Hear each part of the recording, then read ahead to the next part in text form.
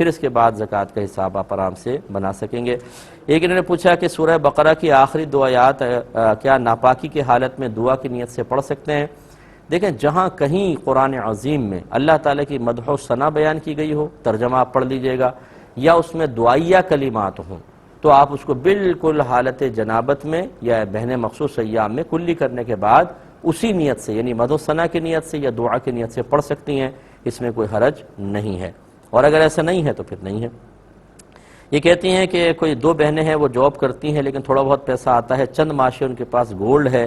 اور ایک air cooler ہے اور ٹی وی ان کے پاس ہے، تو کیا وہ زکوٰۃ لے سکتی ہیں کہ نہیں؟ تو بظاہر جو ان کی صورتحال ہے وہ بڑی خستہ ہے، تو بالکل یہ زکوٰۃ لے سکتی ہیں۔ ایک انہوں نے کہا کہ برقع کسی عورت نے پہنا ہے، وہ سائز میں چھوٹا ہے کہ جو گھٹنوں سے نیچے کا تھوڑا سا جو لباس پہنا ہوا وہ ظاہر ہو رہا ہے، تو اس میں کوئی حرج تو نہیں ہے۔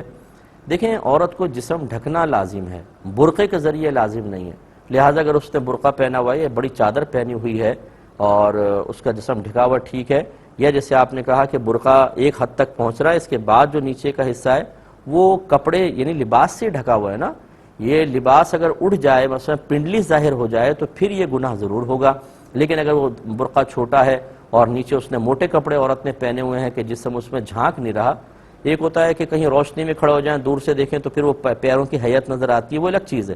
باریک کپڑا اسے کہتے ہیں کہ آپ ہاتھ پہ یا کسی چیز پہ ڈالیں اور نیچے بالکل صاف نظر آ رہا ہو، جیسے دوپٹہ باریک قسم کا دوپٹہ جو ہوتا ہے سب نظر آتا ہے،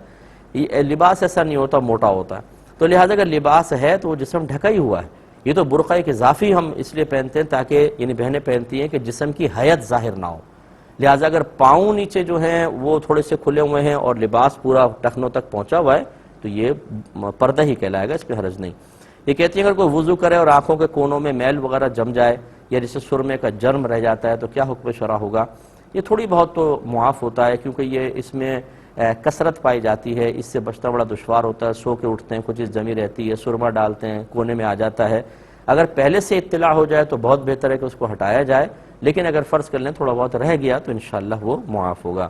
یہ کہتی ہیں کہ 12 جو نوافل پڑھنے کے مکروہ اوقات لکھے ہیں ان میں سے کچھ ایسے ہیں کہ جمعے کے ٹائم پہ نماز پڑھنا یا خطبے کے دوران پڑھنا، تو کیا یہ عورتوں کے لیے بھی ہے یا صرف مردوں کے لیے ہے؟ دیکھیں جو جمعے سے متعلق ہے نا وہ صرف مردوں کے لیے، جس پہ جمعہ فرض ہوگا ان کے لیے، مثلا دوران خطبہ آپ نفل نہیں پڑھ سکتے تو عورتوں پہ سننا واجب ہی نہیں ہے، وہ اپنے گھر پہ نوافل وغیرہ پڑھ سکتی ہیں۔ اسی طریقے سے جب حدیث میں ہے کہ جب امام ممبر پہ آ کے بیٹھ جائے اور تو اس وقت سے لے کر نماز سے فارغ ہونے تک کوئی نفل نماز نہ پڑھے، لیکن عورتیں اس دوران گھر میں پڑھ سکتی ہیں، ان پر یہ احکام لازم نہیں ہوں گے۔